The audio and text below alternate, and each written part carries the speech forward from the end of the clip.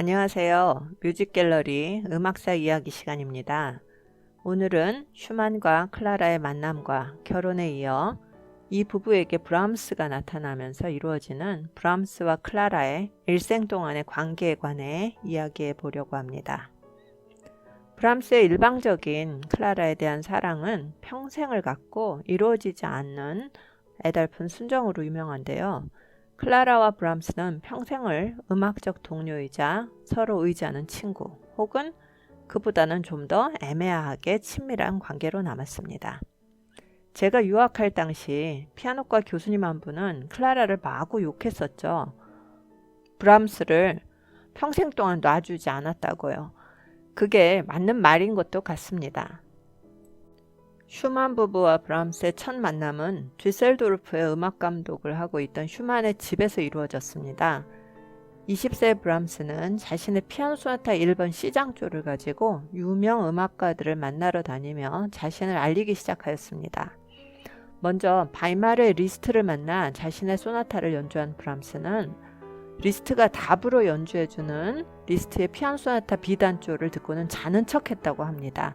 물론 이것은 그냥 썰에 불과하기는 한데요.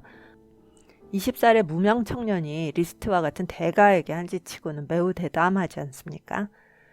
그만큼 리스트를 만난 순간 자신의 음악적 신념과는 다르다는 것을 파악한 것이겠죠. 리스트의 성격은 자기중심적이고 자아도취적인 면이 많았기 때문에 슈만도 리스트를 만나고 나면 하루 종일 머리가 아팠다고 쓰고 있습니다.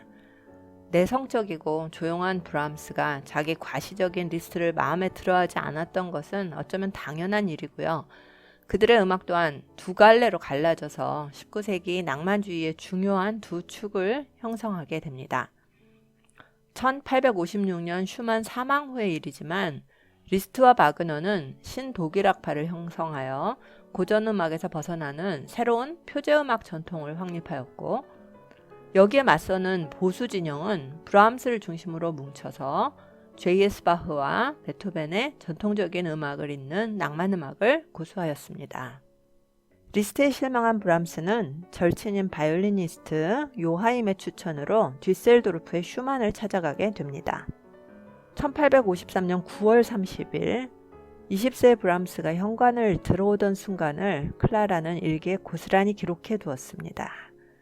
먼지를 뒤집어 쓴 젊은 음악가의 눈빛이 형형하게 빛나고 있었다고 말이죠. 슈만은 곧 브람스의 천재성을 알아보았습니다.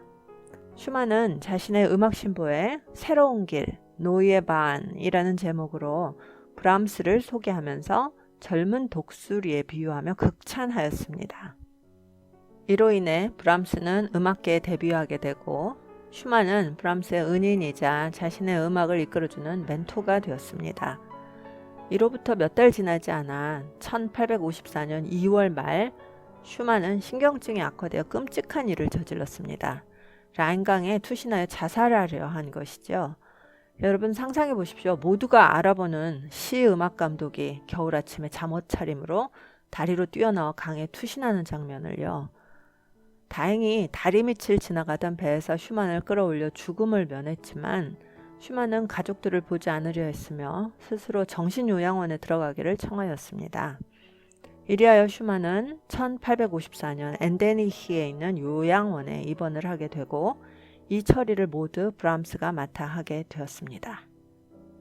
브람스는 클라라와 아이들의 옆을 지키며 집안을 돌보았고 슈만의 요양원을 왕래하며 가족들에게 소식을 전하는 역할을 하기도 하였습니다.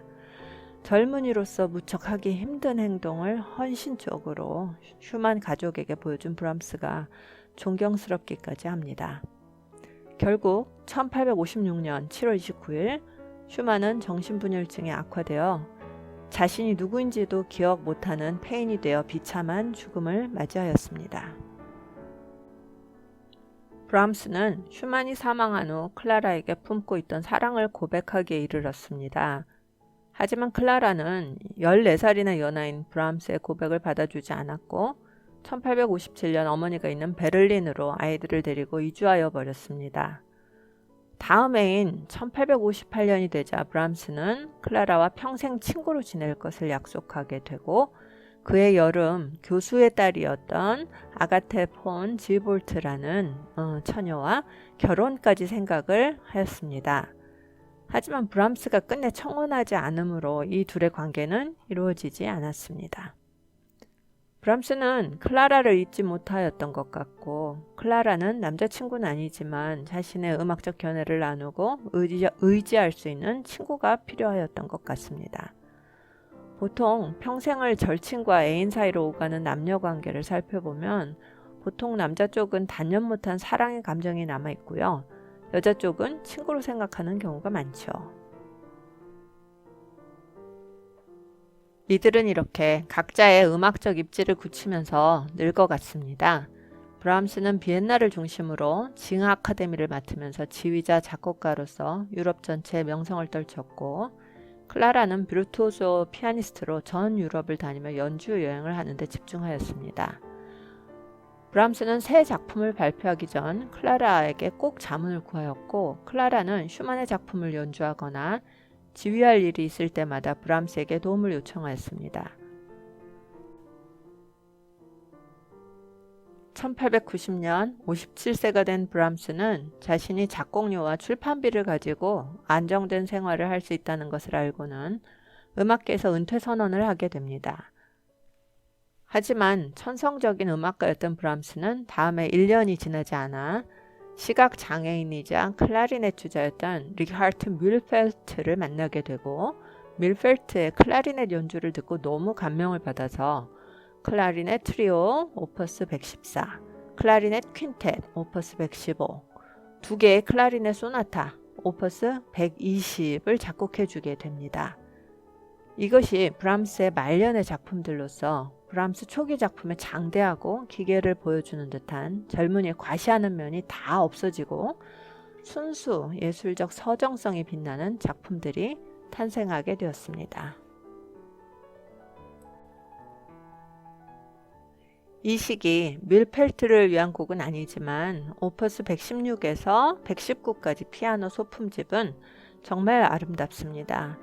이 작품집들은 자연스럽게 흘러나오는 순수한 예술적 영감에 의해 작곡된 작품들로서 뮬펠트가 아니었으면 이 보석과도 같은 작품들이 세상에 빛을 보지 못하였을 것입니다.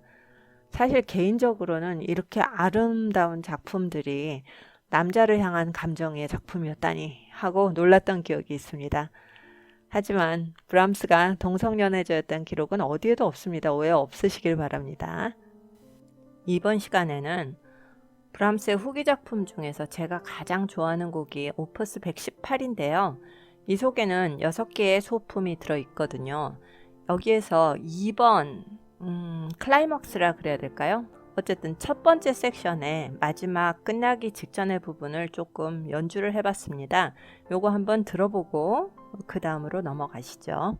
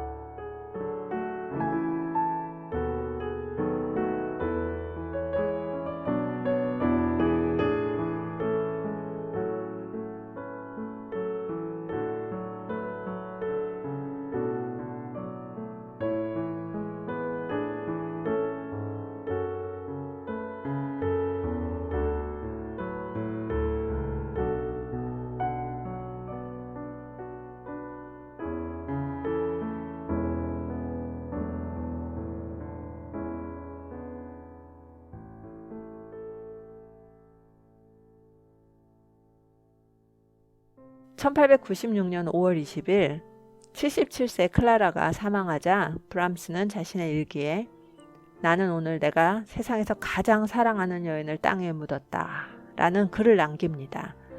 여성들로서는 가슴 뭉클한 한마디죠. 브람스는 클라라 사망 후 몇 주 후에 암 선고를 받게 되고요. 1897년 4월 3일이에요. 클라라가 사망한 지 채 1년도 안 되어서 64세로 사망하였습니다. 음악사를 다루다 보면 아름답기도 하고 가슴 아픈 실제 이야기들이 많이 나옵니다. 특히 어긋난 사랑, 이루어지지 않은 사랑, 깨진 사랑 등 이런 아픔들이 음악사를 바꾼 걸작을 작곡하게 되는 원천이 된다는 것이 참 아이러니하죠. 자, 다음 시간에는 또 재미있는 이야기를 들고 만나 뵙겠습니다. 감사합니다.